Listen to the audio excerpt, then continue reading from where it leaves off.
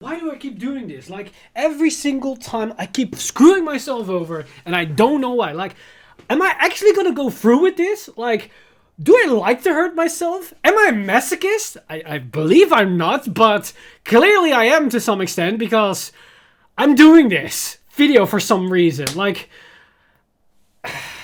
well, you know what? There's only one way moving forward. And that's actually trying to record this video, because it doesn't do itself. So, let's start, shall we?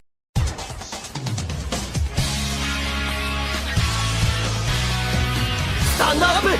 Vanguard!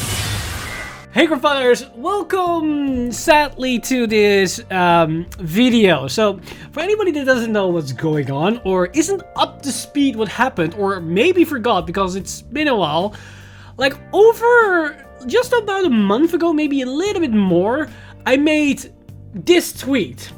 And I thought nothing about it, because this was a trend going on where people just get likes, they farm likes, and they answer questions with it. And then I saw OuterOrange do the same thing, but she did a little twist on it where she basically then does the answers live on stream. And then I thought to myself, you know what? I believe I'm a good content creator, a good Vanguard creator. Why not make a video about it? And then, as a good content creator, as a good boy, you try to make a spin on it. So I thought to myself, why not make it a bit more extravagant and say every excessive like makes an extra question? Me thinking, with the average amount of likes I get on posts, maybe I get like 50-ish likes or something, maybe 60, 70 if it's more, but still very manageable with like a big XL type of Q&A that I could get out of it. So what could go wrong, you could ask, right? Or as question yourself. Well, I did not foresee the events that came out of this.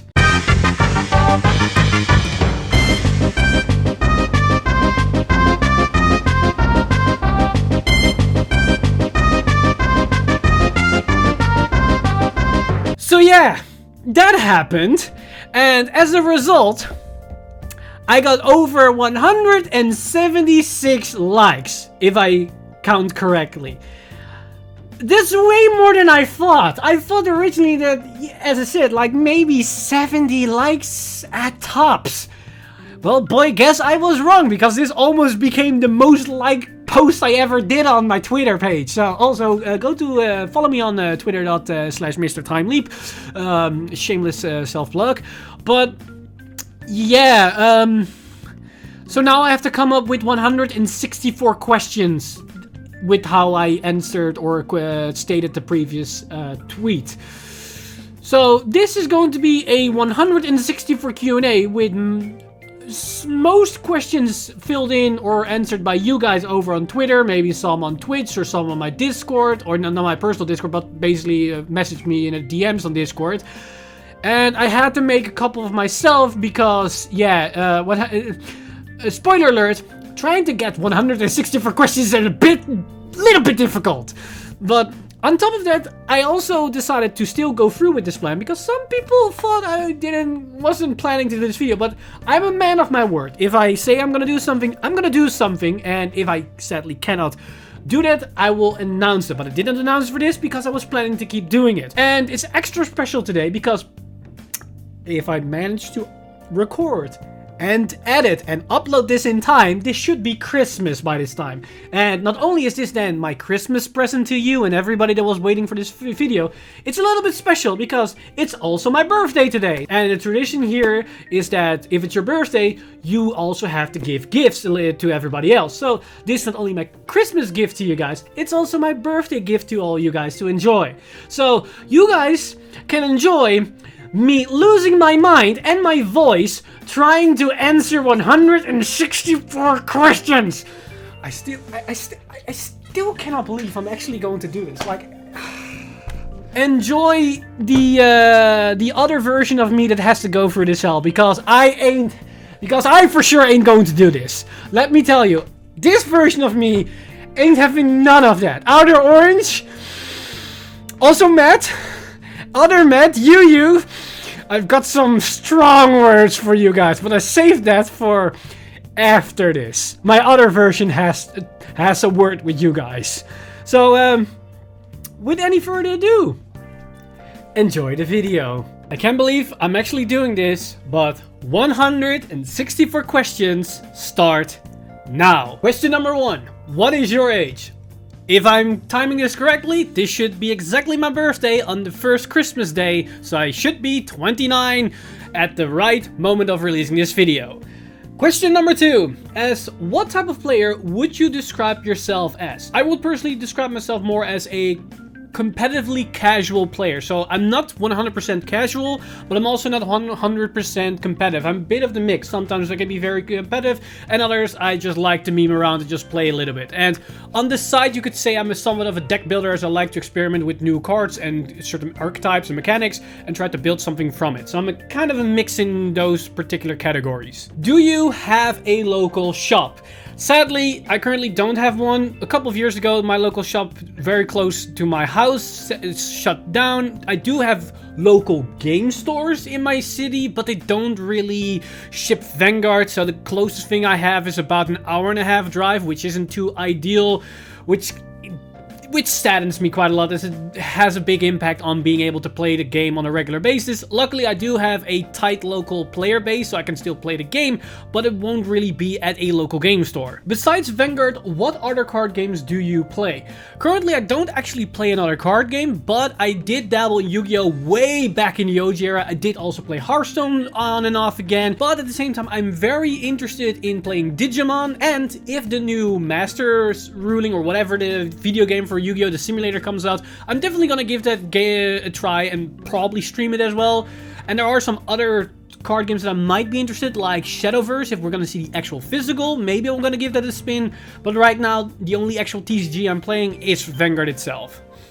Oh, and Magic the Gathering is also something I'm looking at, but mainly Commander as a casual, fun experience, not really as a serious thing. First exposure of Vanguard, and how did you get introduced in the game? So first off, let's answer the exposure to Vanguard. My first exposure was while I was playing a community anime streaming service. You know what I'm referring to.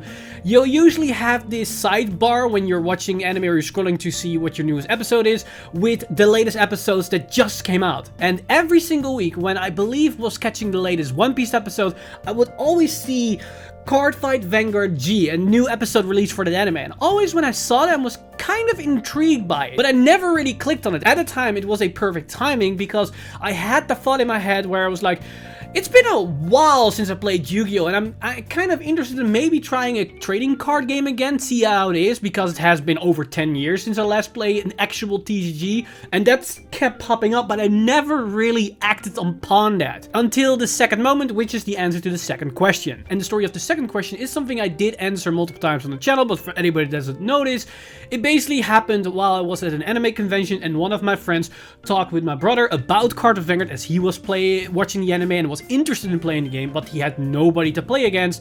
So I explained the game, the mechanics and everything to my brother to try to entice him to play the game. I overheard the conversation. I basically promoted myself as, hey, I'm pretty interested, I want to try a card game, so I definitely want to give it a go if you want to try it. And then we bought 2 trial decks, and the rest is history. What was your very first Vanguard clan? Now, I'm gonna make this actually in 4 different questions, because the answer to this question changes depending on a specific detail you're asking. Because is it the first clan I actually played? Is it the first clan I tried to build? Is it the first clan that I actually completely built a deck? Or is it the clan that I actually made as my first clan, that I did play more than just 1 or 2 games after deciding this is the clan for me? So first off, what was the very first clan that I played? That is basically the Narukami trial deck of Voeing Sword Dragon back in the OG era. So this was the limit break deck, I believe, for Narukami, the Eradicators. That was my very first Vanguard deck / clan. Then the first deck that I tried to build was Aqua Force. I was very interested in Maelstrom when I saw the artwork and really wanted to play this, but I started playing during Mid-G era. I did not knew that Maelstrom didn't exist. The only Aqua Force trial deck that I saw was the one for Tavis. So I bought the Tavis trial deck. I bought a box of BT08, not GBT08, because that didn't come out when I started playing, because it was GBT06 era. I bought BT08, where Maelstrom was basically the box art of that box. Didn't realize that the cards didn't really mesh together all that well. I also hardly pulled any Aqua Force cards, because in that box I pulled a Dayusha, as well as the SP for Dayusha, or I think it's Ultimate Great Dayusha, the the evolved version of the Trolloc Deyusha, which was kind of sucked because it didn't pull any Maelstroms. So that didn't really came to fruition. Then the actual first clan or deck that I built was, surprisingly enough, Token Rambu, because as a new player, when you learn that there is a booster box that you can buy that only contains one clan card, then you think, maybe I should buy those boxes because there's a higher chance I can actually build a clan. That's also the reason why I went a bit for Aquaforce, because Aquaforce did have a clan booster, but my polls were very bad because it was all across the board, as seen as there are support ways for multiple archetypes, which doesn't really work. And with Token Rambu only having one booster box, with all the support being in that box, it's a very easy choice to make. So I went with that, I built a deck out of it. It was a quite fun deck, but I didn't really stick with it at the end because I found it very lacking with what it could do, and the card pool was also very limited. So then the actual answer to the main question, what was my first Vanguard clan? You guessed it, that was Gear Chronicle. Gear Chronicle was the first clan that I actually started to dedicate on, that I thought, this looks really dope, I want to build a deck. I built a deck from it, and once I first got a taste of the rewind style of Gear Chronicle and I saw the workings of Time Leap, it was basically done deal right there, and I never went away from the clan. Favorite clan and why? Again, this is going to be a 2-question. First favorite clan, you probably can guess it, it's Gear Chronicle. And I have too many reasons why, and it would also be a way too long of an answer in this particular video because I have still like 150 questions to answer. So the very quick answer is, I'm going to talk about that in a separate video, but a bit smaller answer is that on a personal level, I could really connect with certain parts of Gear Chronicle that reflected what happened with me in my personal life before I even knew Vanguard was a thing. And that, besides the aesthetics, besides the gameplay that really clicked with me, all that together really encompassed me as a person at the time, and that really sealed the deal for me to stick with the clan. And luckily the clan was also really good and also got very regular support, so I basically had the golden ticket until the V-Series happened, that is. But again, I'm gonna make a separate video about that in the future because there's more details to the story of why I particularly played Gear Chronicle, because I didn't play Gear Chronicle because it was meta, as I already made the decision that this is going to be my main clan, the thing that I'm gonna enjoy the most, way before I even learned that clan was meta, because I didn't care at that point, because there was a more personal connection between the clan and myself at that point. Which era is your favorite era? Again, I'm gonna make a 2-parter because first I'm gonna answer specifically the era, and then I'm gonna make also a more precise answer. So my favorite era of Vanguard is, again, not really that unsurprising, it's the G era. G era is something I enjoyed the most because of the whole stride mechanic and all the various playstyle you can encompass in that era of Vanguard. Now, for a specific time frame for the G era, it's going to be GBT11, GBT12. This is what I like to call the renaissance of the G era, as before that, the game was becoming a lot staler because there wasn't a lot of variety in the meta. There were the same decks kept topping and were competing at the top tables. But once GBT11 and GBT12 came around, suddenly the floodgates opened and there were a wide variety of decks that were good. There were new archetypes meshed in, like we got the new Dominate mechanic, Ziegenberg was introduced, Narukami, OTT were finally legit strategies at the time. ZTB also finally emerged in this era. The beginning of ZTB finally was actually a valuable deck. We had Royal Paladin that made a resurgence with Gancelot and a new Blasterblade Exceed. There was a lot of different things that were playable during this era, and it's probably one of the fan favorites of G-era players that will probably give the same opinion that this was probably the best time to play Vanguard G because there was so many different options and so many decks were viable at the time. What's your favorite opponent? I don't necessarily have a favorite opponent because usually almost every person I play against in Vanguard is going to be a fun match or I have a good memory about it, unless I had a salty opponent in tournament, but that's actually a very rare occurrence. I usually have very nice people to play against. Maybe it helps that I'm a content creator, that I have less negative experience, but I don't know if that's a thing. But if I have to go with one particular person, it probably has to be one of my best friends that I've played Vanguard since I started playing the game, because we're relatively on similar skill levels. I would say at the current stage, he's a little bit better than me. I mean, he went to Worlds, I did not, so that's a good estimate to say that he's a bit better than me. But usually when we play against each other, it's always very close. We have one of the most interesting matches a lot of the time. Either there's a lot of triggers being thrown around, or it comes down to the the smallest decision that will eventually win the games like multiple turns later down the line, which makes always a very fun and exciting gameplay. So yeah, probably he's gonna be one of my favorite opponents to play against. And you see him sometimes on a different channel where I play against him regularly, which is Offline Gaming, but I will come back to that later. But in the meantime, why not give the channel a subscription if you'll be so kind? And believe me, there are gonna be more videos starting next year again. What's your favorite Vanguard YouTuber? Now, I don't really have a favorite Vanguard YouTuber because I like a lot of different content creators for various reasons. Like Cardfight, I like him because he has been a pivotal pillar for the community from way back in the OG era. I think he's one of the last one, if not the last one, that's still producing content right now and on a very regular basis. We also have Vanguard, which is one of the bigger names within the competitive environment, which is also very important.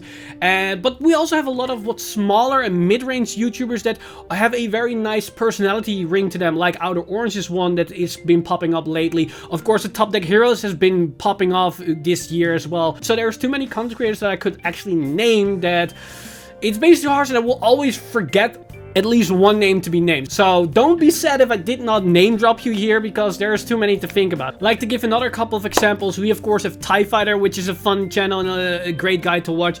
We have of course Crossbone Vanguard, the OG gameplay channel. We also have 50 Cards, which does a lot of unboxing for case breaks and boxes, but also does an amazing job as a store. We've got Commander Jaime, Nexus at Night. There are a lot of awesome creators within this community, and there's too many to name. Like I even did multiple rewinds where I had like 50 plus content creators on there. There's no way that I know everyone by name or by head.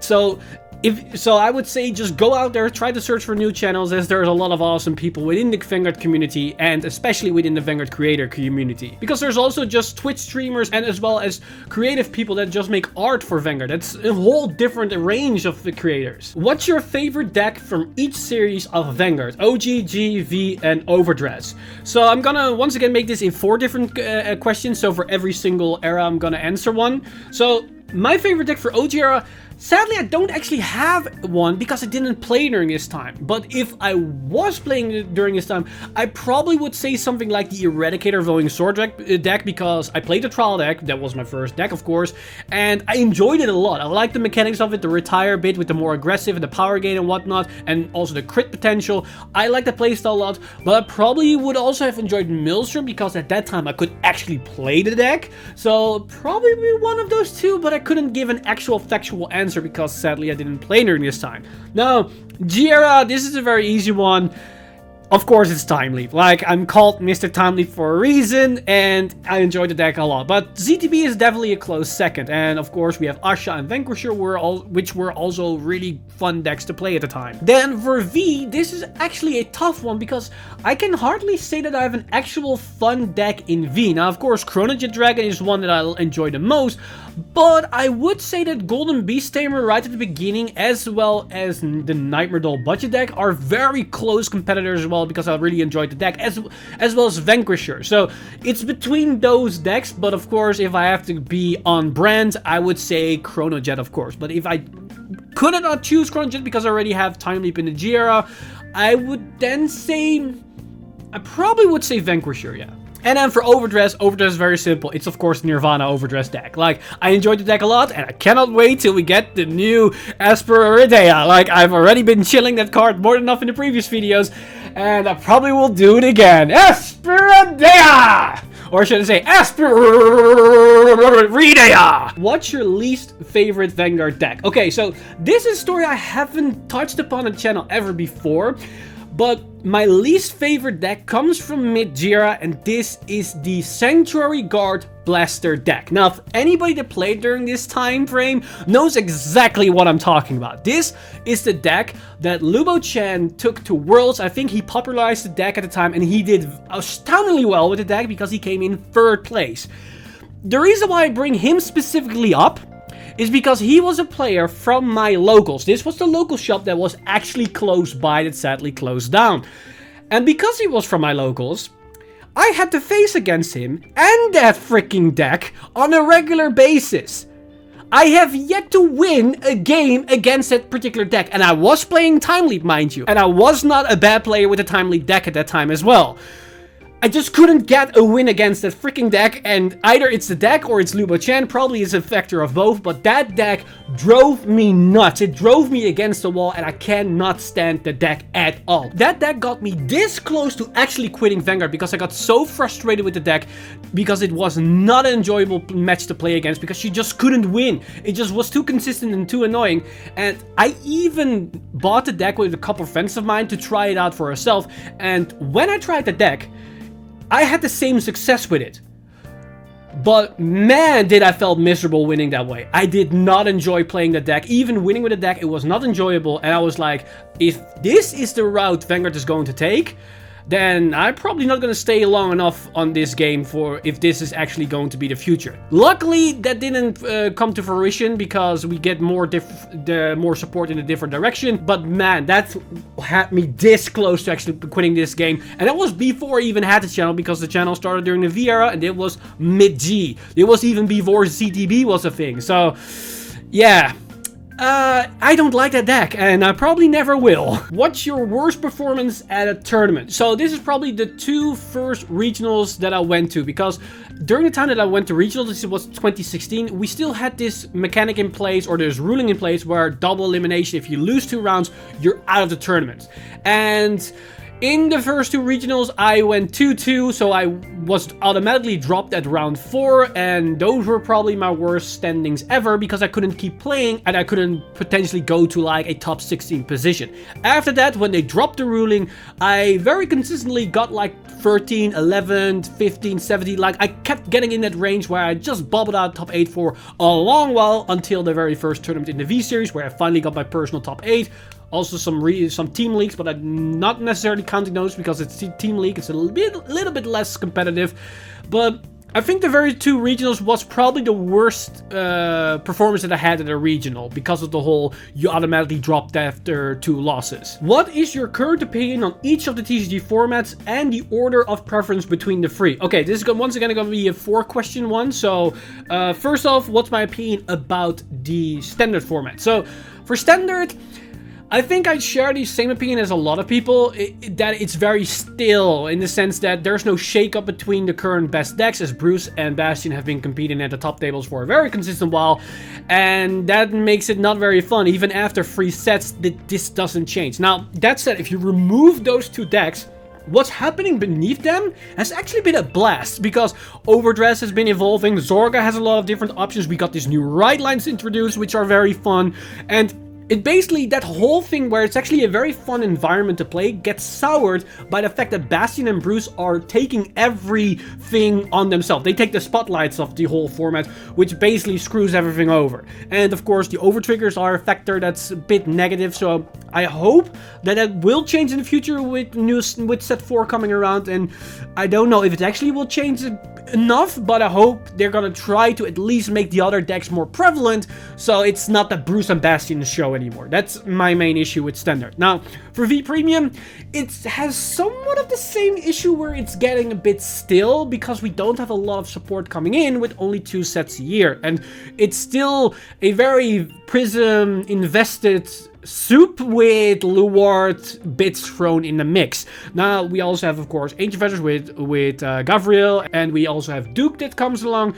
But besides the issue that the meta is a bit still, it's actually a very fun format because there's a lot of different decks right below that are very competitively viable. Like we have Chronojet, we have Dimension Police with Dai Kaiser, Mega Conley, and Nightmare Dolls, and a lot of other interesting stuff that actually can win, but are sadly not as consistent as the top 4 decks that we know that is basically dominating V. So if those 4 decks get hit a little bit, and that allows the other decks to basically catch up, I think the format is probably the best format for Vanguard right now, but sadly, that's not the case. Now, Premium on the other hand, I think a lot of players are seeing this as the best format. I sadly cannot judge that as of yet because I have yet to experience this new form because I didn't have time to actually play. Like I'm explaining this in my next video where I go over my experience with BRO, but I didn't really have a lot of time to play Vanguard in the last couple of of months. That's also the reason why there's a lacking of amount of content on the channel, but I'm slowly getting back in my gears where I can play Vanguard more consistently, as well as creating content more consistently. So that's the reason why I also have no experience with Premium, but from what I've heard, it's in a very good spot, and it looks to be like in a very good spot, with maybe some minor things that needs to be tweaked here and there, but overall, it's looking pretty good. Now, as in ranking these formats, I would say V Premium on number 1, then Premium on number 2, and then Overdress on number 3. Now, as I said, I haven't experienced Premium, but I'm mainly going to go from what I've heard from other people, and I think Overdress is currently the weakest format just by the sheer fact that it's super still, and it being a Bastian and Bruce show. If that gets changed, I think Standard could definitely be a solid second place, and then maybe it could be shifted around that if I enjoy Premium actually a lot, that maybe it would be more into like Standard 1, Premium 2, and then V Premium 3rd or something like that. But overall, I think the formats are pretty good, except for the parts where they aren't as good, but I think those are salvageable, and if those parts get fixed, I think all 3 formats could be very amazing, and we could be in a very good spot for Vanguard for every kind of player. What tech choice worked perfectly for you? There's 2 specific tech choices that worked very perfectly for me. One was the ZTB Grade 2 that had Resist. I took this one to the very first shop challenge in the Netherlands, where there was also the time that ZTB just got their GBT11 support, and that particular Grade 2 allowed me to win a best out of 3 match against a Ziegenberg player. Maybe you guys know him, it's JJ, GGM Rogers.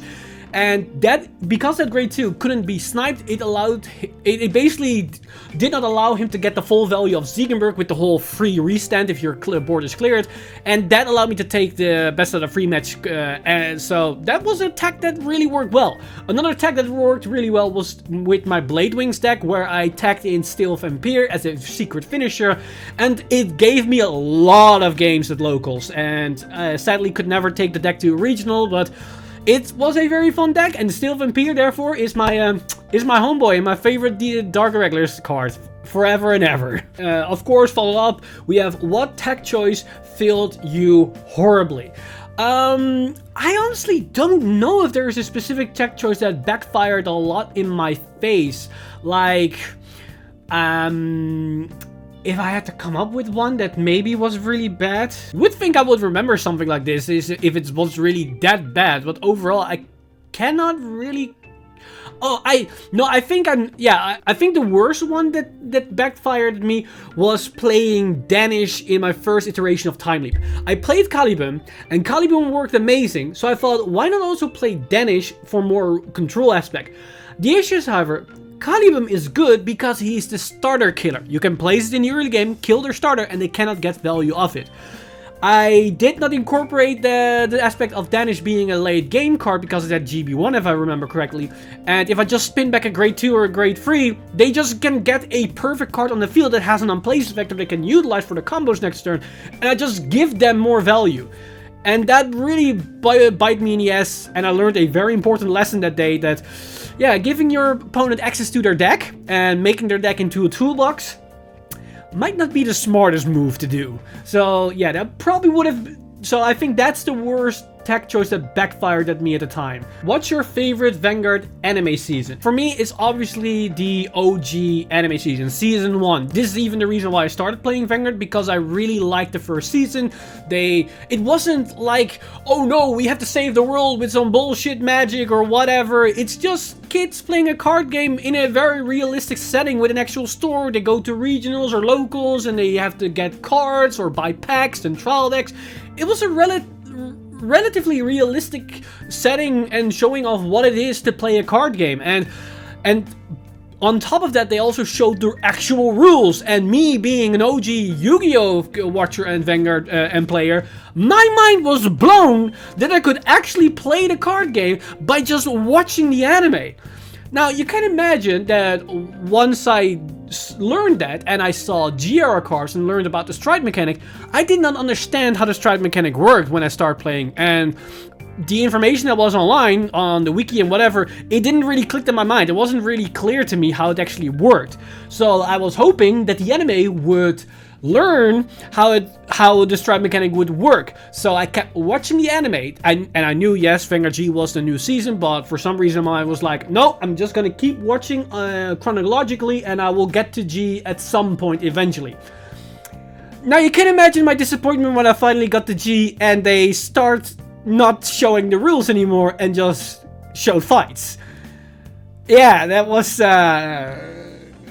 yeah, I did not like that. Luckily, I did learn how strides work eventually. Would have been horrible if I never learned that, but yeah, that was something. Who is Vanguard's best boy? That is, of course, to go to Chrono. Like, it's a very cliche answer, but I like Chrono's character. I like this whole story arc, as well as how he changed at the beginning to the end of G, and I enjoyed him way more than Aichi, whereas in Aichi, I just didn't like Aichi. Like, he changed for the better at the mid to end of the series, but except during Legion. Like, Legion Aichi I cannot stand at all, but I like Chrono more as a character. Who is best Vanguard girl? Now, as seen as Chrono's best boy, I have to go with Toka. Toka is, of course, best girl. Misaka is a very nice close second, and of course we have Asuka, which is also a very good best girl, but they cannot beat my girl Toka. What is your favorite Vanguard ship?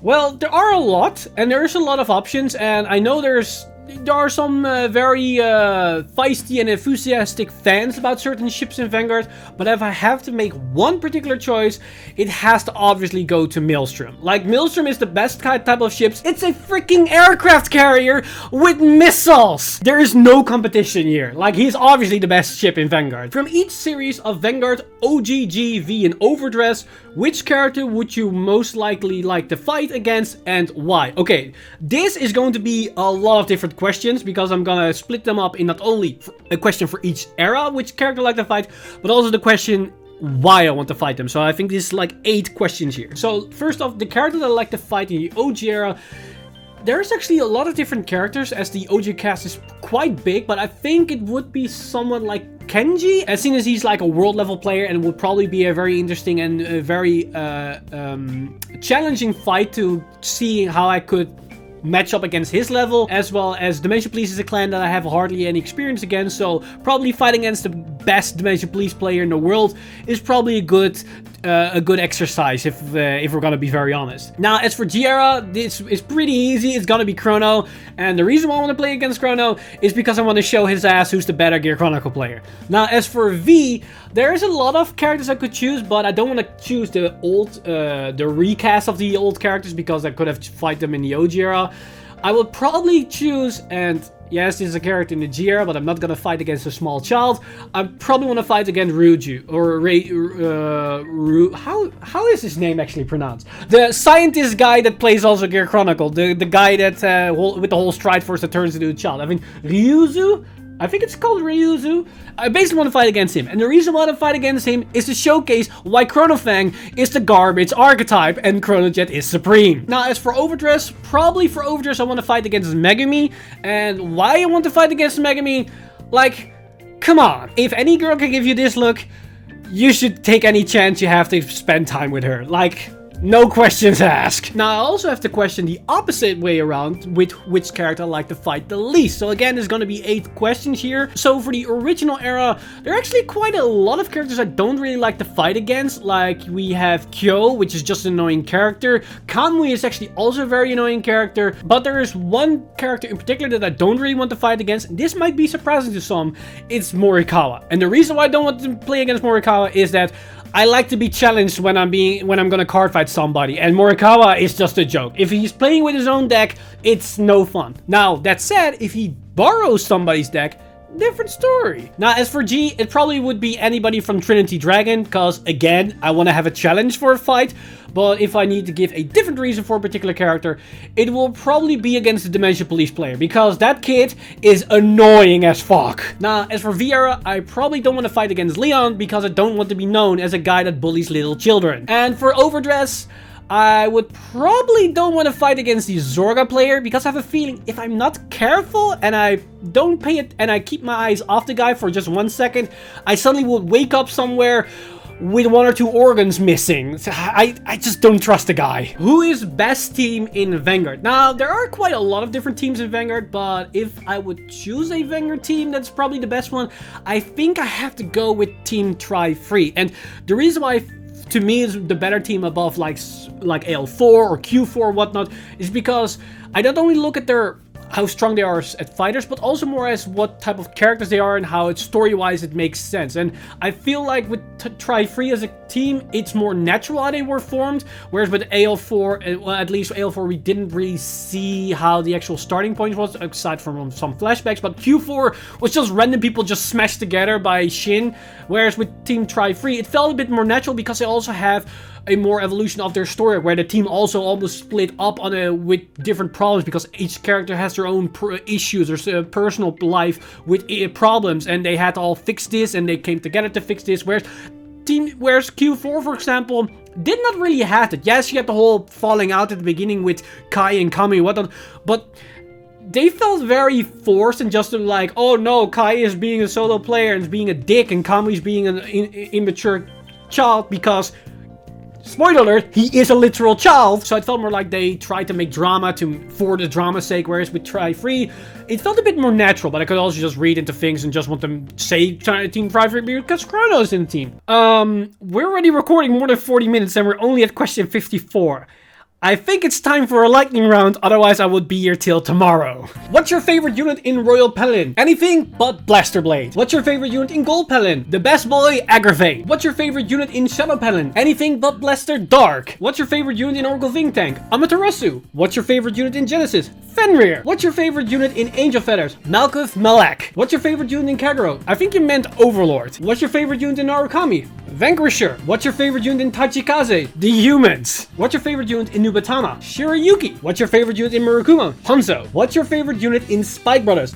I think you asked to run Vangtuber. What's your favorite unit in Pill Moon? Surprisingly, Jumping Jill. What's your favorite unit in Dark Regulars? I already stated before, it's my boy, Steel Vampire. Rest in peace, buddy. What's your favorite unit in Gear Chronicle? For various reasons, and I will explain it in a different video, Metallica Phoenix. What's your least favorite unit in Gear Chronicle? Screw this motor guy for being a letdown, as well as all the crappy GRs we got mid-Jira. What's your favorite unit in Dementia Police? Again, I think you asked the wrong Ventuber. What's your favorite unit in Nova Grappler? Of course, best archetype in the game, Blau Kluger. What's your favorite unit in Link Joker? Hashtag cancel lock. What's your favorite unit in Bermuda Triangle? I am not going to jail today, okay? What's your favorite unit in Grand Blue? You can't really like something that's already dead.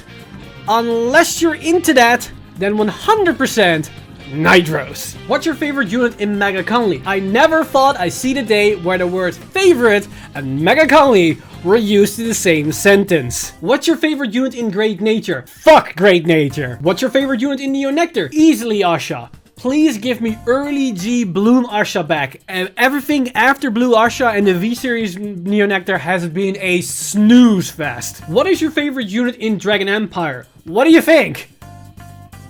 Of course it's Eugene! What is your favorite unit in Dark Stage? Well, I can't say Bruce, because if I do, I would get cancelled. What's your favorite unit in Keter's Sanctuary? Form up, O Chosen Knight! What's your favorite unit in Brandgate? The Shadow Army token. What's your favorite unit in Stoichea? I'm low-key a very big Zorga fan.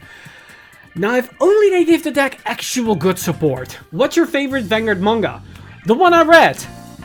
Spoiler alert, I did not. What's your favorite unit in Union Verse? The one that gets 1,000,000 power. What's your favorite unit from Mask Collection? The one with the mask. What's your favorite archetype in Gears? Chronojet. What's your favorite G-Guard? DJ, spin that shit! What's your second favorite G-Guard? Necro Lily, although I never were able to use her, she looks actually pretty dope. What's your favorite G unit in Gears? You spin me right round, baby, right round. What's your favorite Overlord version? The one that Kai uses. What is your favorite actual Vanguard ship? Tokan Miguel, because it's dead, as we have no time for romance in a card game. What is your favorite Blaster Blade version? The one that Aichi uses. What is your favorite PBD version? Diablo. What is your favorite Premium Collection set? The one with the new G-Guards. What is your favorite Chronojet art? OG is still king swing, baby. What is your favorite Vanguard villain? The 6 damage heal. What is your favorite Vanguard side character? They're all side characters. We're here for the skill reveals. What is your favorite Legion? None, if I believe the community, because nobody liked that. What is your favorite Morikawa moment? The time he used the Overlord deck, or the one time that he used the Trial deck? Basically, whenever he's using an actual deck. What is your favorite cat moment in the anime? All of them. What is your favorite Vanguard anime fight? The one where Nagisa triple crit Chrono, because that shit was hilarious. What is your favorite overtrigger in general? A banned one. What do you like the most when playing Vanguard? A fight against an opponent where everything is equal on footing. We have an awesome fight where crits are flying left, right, and center, triggers, maybe overtriggers, and we are clashing each other right to the last moment of the game where it all comes down to a very small decision, and once the dust finally settles, there's one victor, but even the loser cannot complain because it was an awesome fight. Basically winning. What is your favorite episode with Naoki? All of them. What is your favorite older Vanguard women? Either it's Timeskip Misaki, which is kind of funny as she looks like she's in her mid-30s while she's actually like early 20s, or it's Chrono's mom. What is your favorite 6 damage heal moment? The time I healed out of a VMAX ability twice in a best out of 3 game, right after I discussed with that player how VMAX is the worst card in the Narukami G-Zone at the time. Feels good. What is your favorite Toka moment? All of them. What is your favorite trigger art? This Nova Grappler trigger. What is your favorite starter? There's only Chrono Dran, but Trickster is a close second. What is your favorite token type? Eve or Decoy token? What is your favorite track in G that isn't Chrono related? Those exist? What is your favorite imaginary gift? Force 1, baby! A 101k Chrono Jet is all I need! Which imaginary gift do you use the most? A 101k Chrono Jet is all I need! What is your favorite keyword?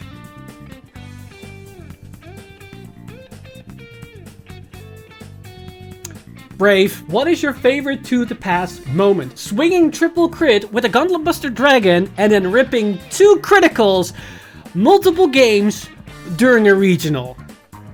Feels good. What is your favorite ripping overtrigger moment? I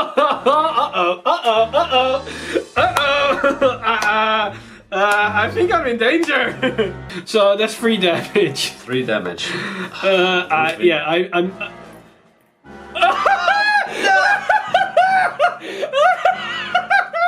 Please subscribe to Offline Gaming.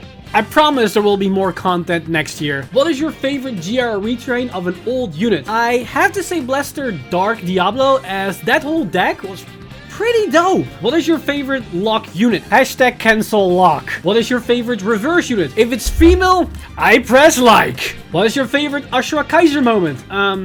I think you meant to say Bastion. What's your favorite unit that reminds you of Genshin Impact? Lost Legend, because every time I see the card, I get reminded to how useless the card in the deck is, and it so desperately needs a buff.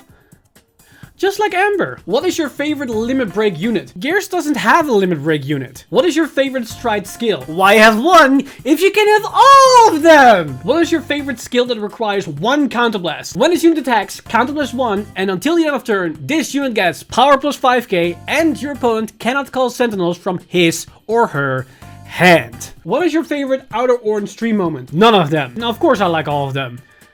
Or am I? There's so many questions here that my freaking phone is crashing on me. There are too many questions! Stop! I don't know what's going on. It actually doesn't work anymore. It keeps freezing on me. Hello? Phone? Can you please start working again? Okay, thank God we have more questions. Okay, archetypes you wish get more support. Where is my CTB support, Bushi? What is your favorite Vanguard merch? I have to say the clan dices were pretty nice. What is your favorite moment in a tournament? The epic standoff between me and Charlie during Cardfight Con.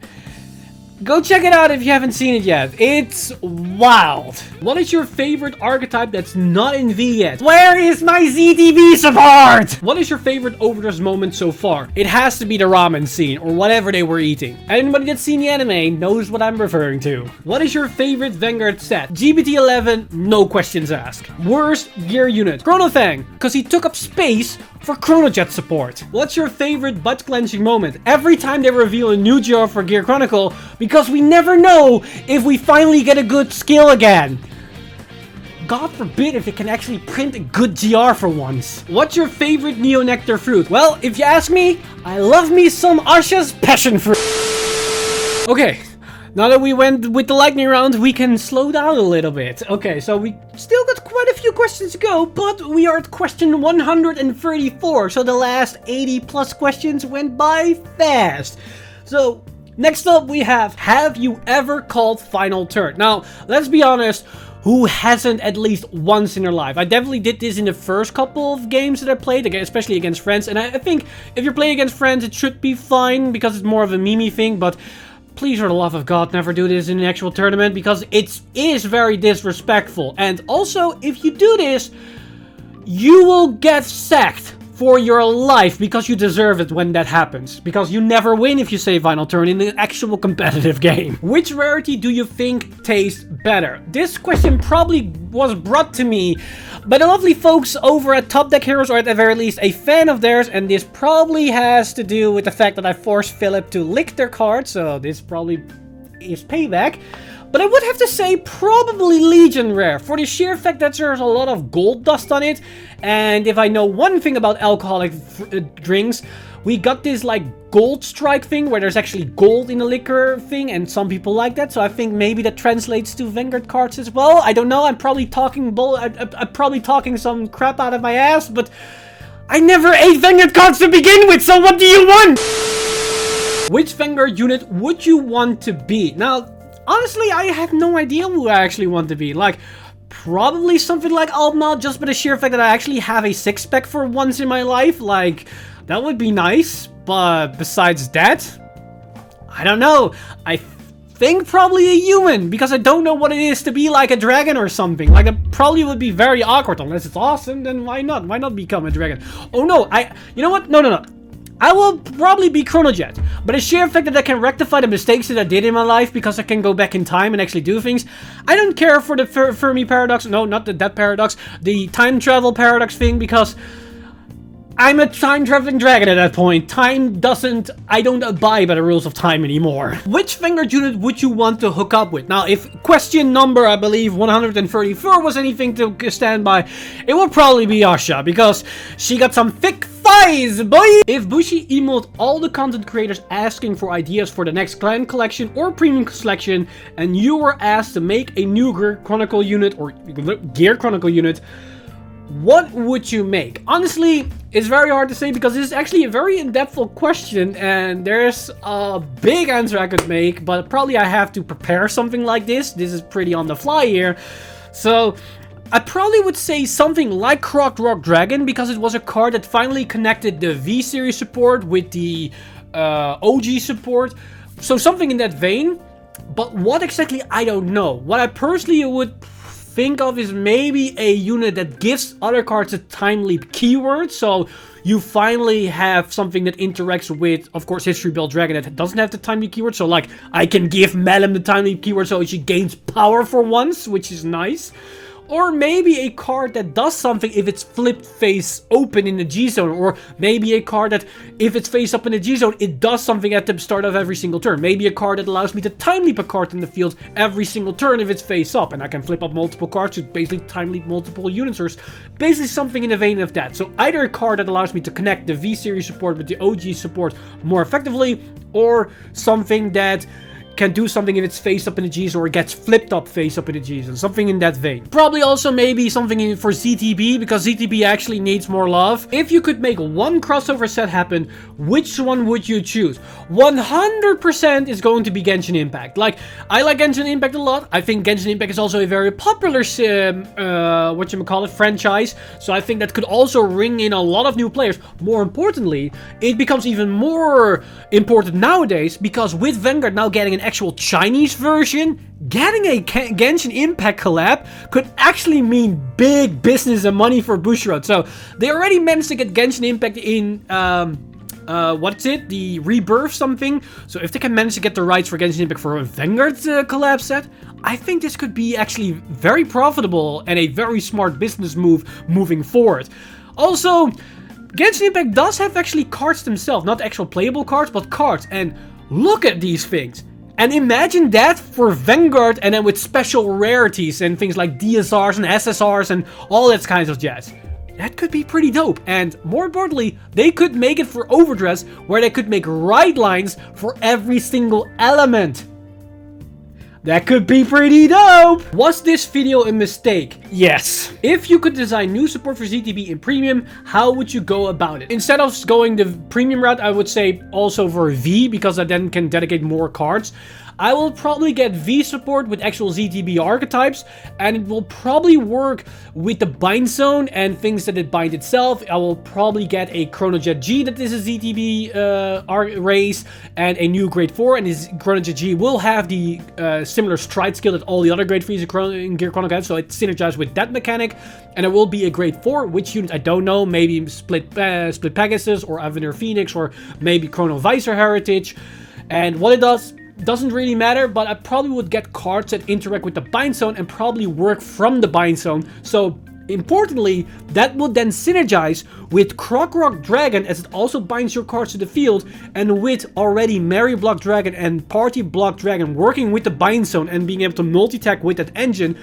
Trying to work with that and trying to capitalize on all the other cards within ZTB that bind themselves, and trying to incorporate that with some V support and with the stride mechanic of the V series, and then Croc Dragon on top of that, could be a very nice little engine that could actually be very strong. I think I would probably go that route.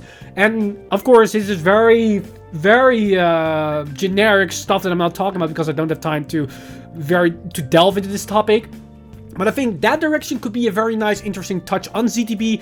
It's not too much, and it gives them at least a little bit support so they can work with the new typing, so the new base power, the new shield value, and it could hopefully elevate ZTB a bit more in the premium landscape as well. And then probably give them a new stride in the next premium collection that then synergizes with the new V support for ZTB, and you'll probably have a very solid new deck on your hands. Do you have a nickname given to you by people in your local community? As far as I'm aware, not really.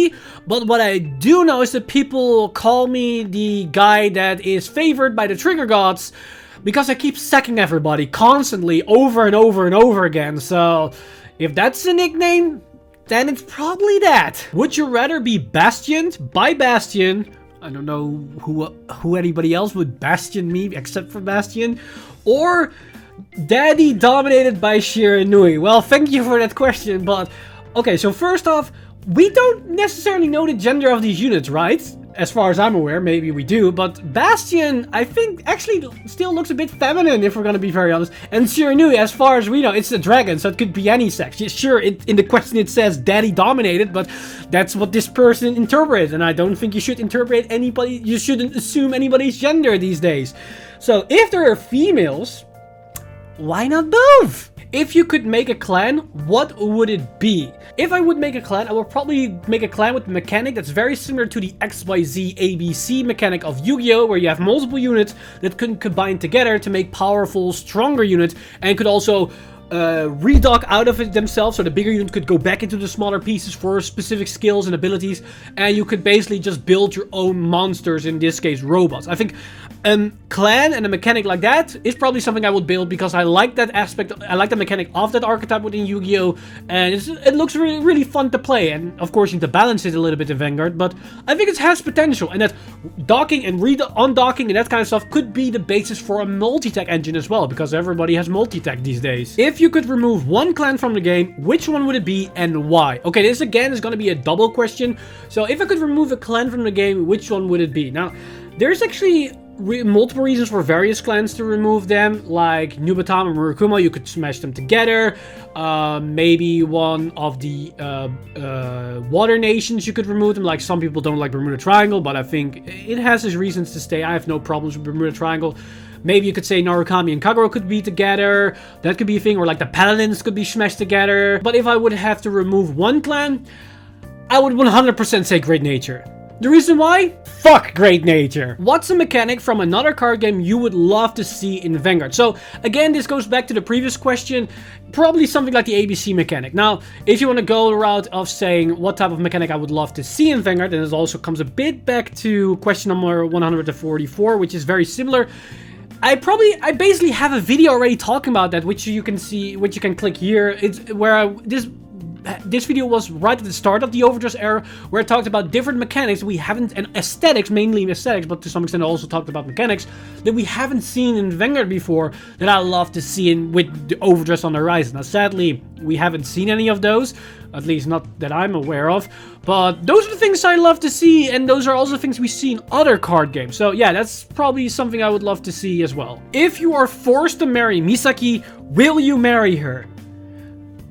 If I'm getting forced to marry her, I don't have a choice in the matter, now do I? What's been your best Vanguard purchase? Now, I have a couple things that I would say are my best purchases, but I think my best purchase is probably the Nitro's Rami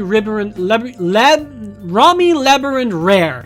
I bought it, I think, for like 120, 140, and last time I checked, it went up like pretty big, so I made a good buck on that one as well. But then also the question, what's been your worst Vanguard purchase?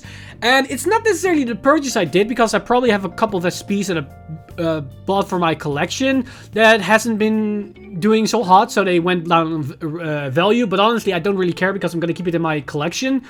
But I think the correct answer to this question is not what I bought, it's what I didn't buy. And the thing that I didn't buy, and funny enough, it's the one that asked me this question is the one that actually bought these cards. It's Teen Tamer Arca when she first was released.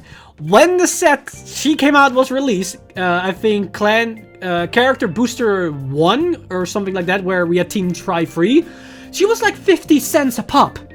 Then once ZTB actually got good support, she rose to like $15 to $25 a pop. If only I bought copies of that. Like, holy shit, the amount of money I could have made. And this guy bought like 40 of them, because he was smart enough to notice, like, it's Gear Chronicle support, it's the newest archetype, it's 100% going to be broken at one point in time.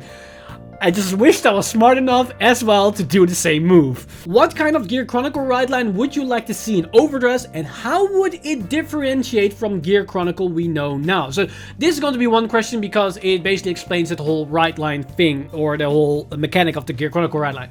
So basically how the aesthetic would look is like an actual steampunk dragon, so with gear cocks and whatnot, so something we see with History Build or Metallica Phoenix, not like Chronojet, because Chronojet doesn't necessarily look very steampunk-ish.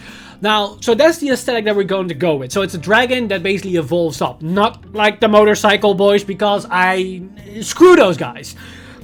Now, for the mechanic, what this archetype is going to revolve around, this is going to be an interesting one. I want the Grade 1 to put a set order in place, just like the prison mechanic. Now, this set order is a time rift. The reason I want to go this route is because Gear Chronicle now, as already in the lore, lost the power of time manipulation, but that doesn't mean the time controlling aspect is completely gone. In this case, what I like to see is that this time rift is something they don't control. They are guarding over it, or they have some influence over it, but they cannot control the power. So what's happened here is that time rift set order has an ability where at the start of your turn or main phase, whatever, you roll a 6-sided dice. Whatever you roll upon, that thing will happen as stated on the card. So one is you respin one of your opponent's back row units. Another one is you respin one of their front row units. Another one is you put one of your units to the bottom of your deck or back into your deck and search for a card with a grade +1. Or put it back to your deck and you search for a card -1. All those old Gear Chronicle mechanics are basically put in the time rift, and basically what happens is that there's a time fluctuation. Gear Chronicle has no control over it, so it randomly does things and screws with the timeline here and there every single turn, which makes a fun little RNG element to the game. Now, as for the ride line effects, you can basically go two routes. Either have the ride line have a skill where it benefits or interacts with the rift. So let's say a certain thing happens, then your Vanguard gets like 5k power, something is put back to the deck, or maybe gets an extra drive check if you time leap a card, or maybe get a guard restrict if you put a card grade minus or something like that, where it interacts with that effect. Or you can go the route where your Vanguard can allow you to roll a dice again, so you have multiple tries on getting one. And the main thing that I like to see is that a time rift has one extra thing, probably hitting a 6, where it gets a counter. That counter, if you have like, let's say 5 counters or 3 counters, depends on how easy it is, you can spend all those counters and get an extra turn. Now, you don't want to make it too easy, but the reason why I want to put that in, because time at getting extra turns is very Gear Chronicle-like. It is all with time. But it can backfire you, because if you, let's say for example, you roll a couple of those 6s, you get the tokens or the counters, but then the last one doesn't hit, then those rolls you did are wasted. Those could have been time leap rolls, those could have been rewind rolls, so it's all pure RNG and you need to get value out of it, and otherwise you don't get it. Now, as for the support around it, you can basically have units, rear guards that, just like the Vanguard, can benefit from getting certain rolls, or you can have units with the effect on place, roll again. And depending on how often you can roll, you should increase the amount of counters you need to get the extra turn to not make it too easy. And then for later support, maybe like 6 months later or a year later, you can introduce their grade 4, which is probably a unit that is a hybrid between the Steampunk Dragon of the Ride line and Chronojet, because maybe it's like a successor or something. And that unit could basically change the Rift mechanic, whereas you basically turn the RNG element into just fixed value. So now you can basically choose which option you're going to get every single time you would roll a dice. So all your units and all your skills get powered up, because now you have full control of the time manipulation, because Gear Chronicle now go back to their old powers. And this allows you to basically get the final pieces you need. So let's say, for example, in the earlier turns, you rolled just barely enough, just one token short or the counter short for the extra turn. You ride to grade 4, you roll another time, and now you choose the token and you get that extra turn, and that's your finishing play. So the grade 4 is basically meant as a finisher, or just value-wise. If, let's say for example, you did not roll any tokens or counters, then just ride it and get the time leap effects or whatever you need. And it seems you can make the mechanic that you roll the dice whenever, so certain cards have on attack, certain cards have on place. That means it could basically also mean that it could turn into a multi-attack engine if you roll the dice successfully and you hit a time leap effect where you can turn a unit into another unit. So those are the type of things you can go that route. I think that could be a very fun, interesting mechanic where it's still different from Gear Chronicle, but at the same time still is a homage to the old Gear Chronicle playstyle. What's your opinion on encounter cards? Honestly, I have no particular opinion about these cards. I don't dislike them, I don't also super like them, except for one particular aspect which I think a lot of people are overlooking, because I know a lot of people don't like the cards in general, which I'm kind of confused about, because they're just normal cards. They just gave them a different name just because they are reprints or nostalgia cards. Every card game has nostalgia cards. Like Yu-Gi-Oh!, even though the card game is 20-year-old, still gets Dark Magician and Blue Eyes support almost every single set till this day. And if it isn't Blue Eyes or the Dark Magician support, it's some other old archetype that gets support, like the Egyptian God cards or something like that. Nostalgia pandering isn't anything new and will never go away because it sells and it works. But there's a thing that people are overlooking, and I myself also overlooked until like a week or two ago that I suddenly clicked. Encounter cards bring something unique to the table to Overdress and Premium because they have a specific balancing factor to them. These cards allow Overdress to get specific strong skills that necessarily not impact Premium all too much, because they are forced to be put into a specific clan in Premium. So these Overlord cards, they can make them actually very strong with retire effects or whatnot, because they don't have to worry about the fact that these retire effects could impact like Nubatama, Tachikaze, or Narukami, because they can only be used in Kagero in Premium. This aspect of the encounter cards is actually really interesting and has a positive impact in the design space for the units for Overdress as well as potentially Premium. So that's a thing that we shouldn't overlook about these counter cards, that it brings something interesting to the table here. When are you going to stream again? Good question. Hopefully soon. I definitely plan on streaming regularly, but when, I cannot precisely say, because I'm still trying to fix everything in my personal life and I'm getting better at organizing everything. That's why you see also an uptick in consistent content on the channel, unlike the previous weeks and months. So once I get everything sorted, I definitely going to live stream more regularly, as there's a lot of things I want to do on a live stream on Twitch as well. Which brings us to our following question. Now that Gear Chronicles is in 0, are you going to start playing again? Yes. but only on stream. I'm not really, I don't really think I'm gonna enjoy Zero in my personal time. It's probably gonna be a mainly stream thing because it's good for views, it's good for you guys. A lot of players enjoy seeing Vanguard Zero content, and it gives me a good excuse to talk about Vanguard while I'm streaming it. And it's a nice starting point for my streaming career to then go and move forward towards other things. Will you do this again? No! What's your thought on BSFO and BRO? Now, I already answered this question in my next video where I talked about my experience on BRO when I participated. Now, that video is a bit late because I was originally planning to upload that video like in the week after BRO V Premium. So, yeah. But basically, I love the entire format, I love the online tournament, and I hope they're gonna keep continuing this, even though they already announced we're gonna have in-person tournaments starting next year. I still have my doubts about that because the new variant is going rampant and we here in the Netherlands are on a complete lockdown again. But if that's actually happening, I hope they keep continuing these online tournaments together with physical tournaments. So they're gonna run them in tandem with each other. So hopefully that's actually going to be a thing. But so, as for your question, yes, I loving them. What has been your favorite Vanguard collab video you did? Now, basically all the collab videos I did are basically my favorite because I'm not gonna do a collab video if I don't think I'm gonna enjoy the collab in the first place. So basically, my cop-out answer is gonna be everything, but there are a couple of ones that really stand out above the rest, like the playtest videos that I did with TIE Fighter as well as True Champion Stevens I have some golden moments. Like I will never forget those, especially the one where Steven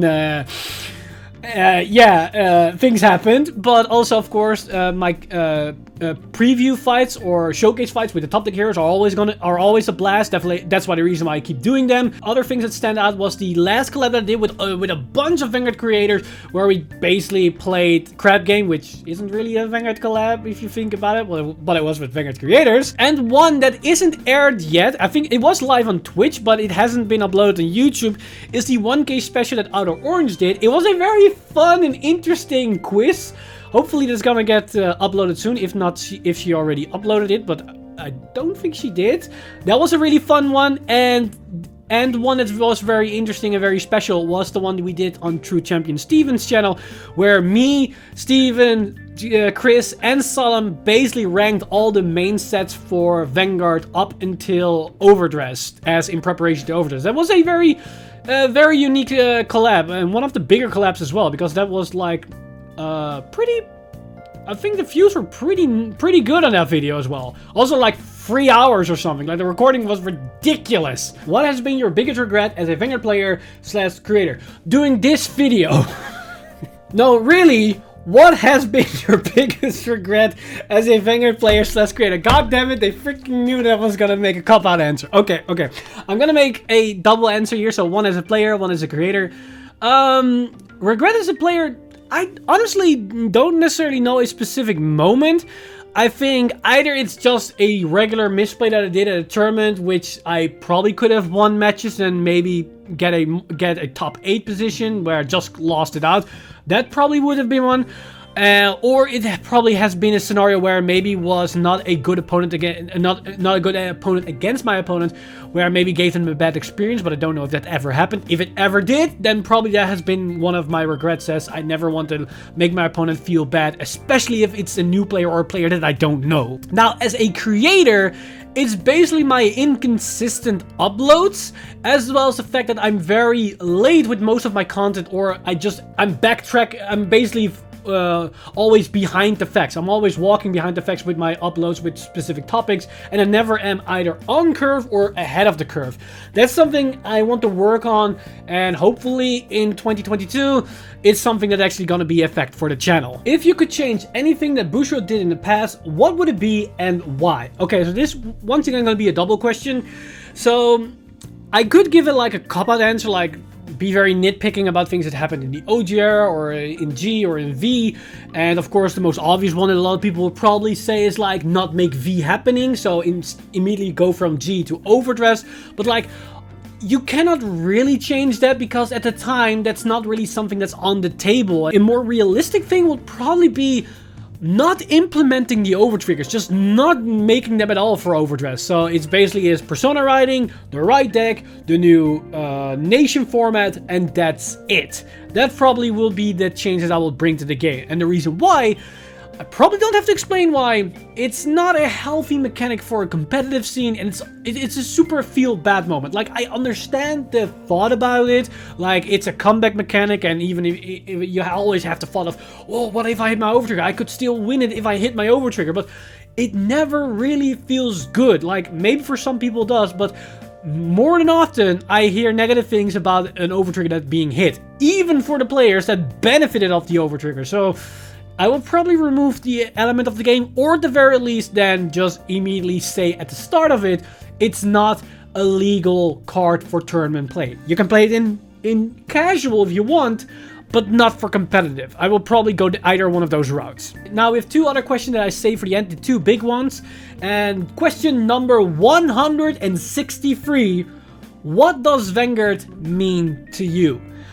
Vanguard to me actually means quite a lot of different things. It's an activity that I can enjoy with my friends. It's something that I can spend my time with. It's something that I can be passionate about. It's something that I can keep dedicating my time for, where I can discover more and interesting things about the game that I never thought I would discover in the first place.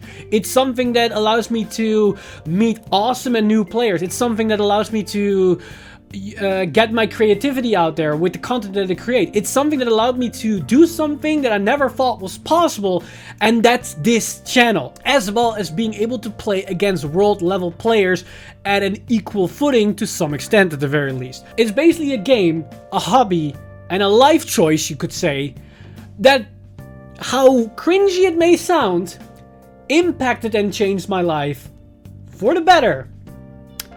I hope. So yeah, Vanguard means a lot to me, and I think it means a lot to a lot of people. Like, of course, there will be people out there that would say, why does it mean so much to you? It's just a card game. But if you get so much into it and you actually interact with the community this much, and with so many people all across the world, there's no chance it doesn't impact your life at some point. Like, I met so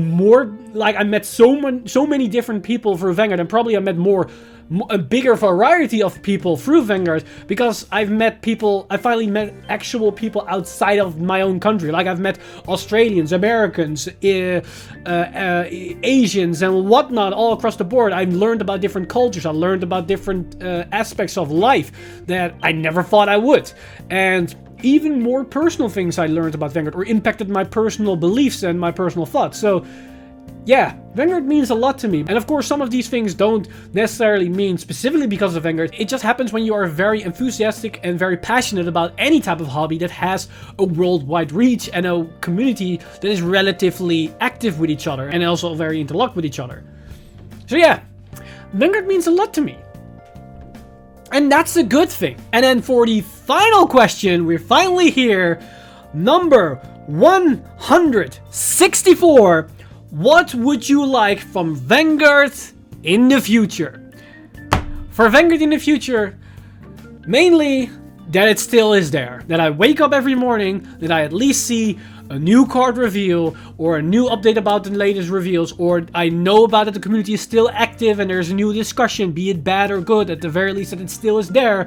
That's what I want at the very baseline. But if we're talking about a specific aspect, or a review, or a new mechanic, or whatnot, what I hope is that V Premium keeps on the same track with the V support, that it's in the same ballpark. Maybe get a nice small ban list, tweak little things here and there. Premium gets the same treatment they did with the last ban list, that they are showing they're gonna go nuclear and they're gonna be on the case every single time moving forward. I want to see that happening. And for Overdress, basically I want to see them being a bit more experimental with card support, a bit more generic cards that can be splashed here and there, and as well lay down the amount of Bruce and Bastion love. We see it with set 4 that the amount of love is going down, but I want to see it a bit more so the rest of the decks can finally catch up, and that we can finally say that Overdress, the standard format, is actually a fun and healthy format to play for everybody to enjoy. That's what I want to see. And of course, more importantly, I want Gear Chronicle back in standard. Please give me the goddamn Gear Chronicle right line, or at the very least give me a Chrono Jet encounter cards. I cannot wait any longer. We got a freaking Spike Brothers right line as the promotional right line for Overdress for Darkseid. Spike Brothers! Of all things! Spike Brothers! Even in the lore, they say that Gear Chronicle was the savior and the one that connected Darkseids together. And what do they give us? Freaking Dark Regulars and Spike Brothers! What is this? Got a little bit heated there. We're back at base level now. So, yeah, that was 164 cards. This video took quite a while. I hope you guys are happy with your 2-hour Q&A video. I swear to God. Fuck you, OuterOrange, Matt, and anybody else, you tips. Screw you guys. I still love you all, but fuck you guys. And I don't want to hear anything else. I did the damn video, so this chapter can be closed. We're done. We're never doing this again. Maybe a small Q&A, but nothing of this size. I'll never make the same mistake again. I swear to God, when you think, I will just get 30 plus likes, and then suddenly people are swarming the thing, and we're down here. And you might wonder why this video took more than a month. Again, send. Overall, I hope you guys enjoyed this. I hope you guys enjoyed this Q&A video. It was actually a lot more fun than I thought to make. Like, gathering all these questions, also making up quite a few questions, because I did not get to the 164 amount of questions. I think I made like...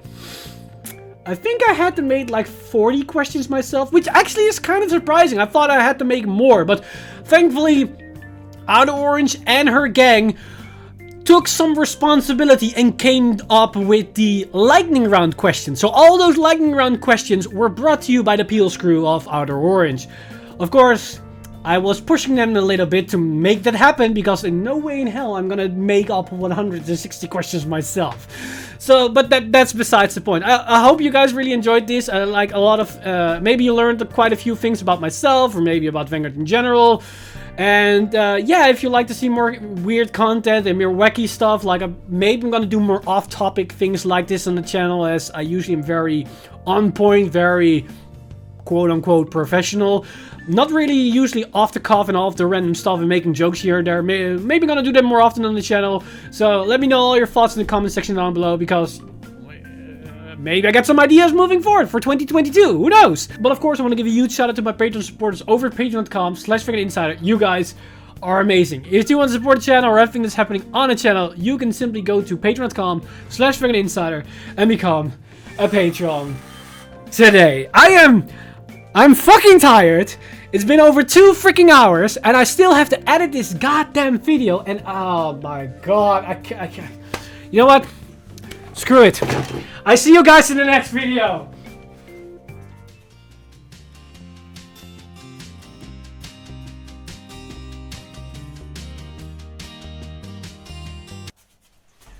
Like and subscribe though.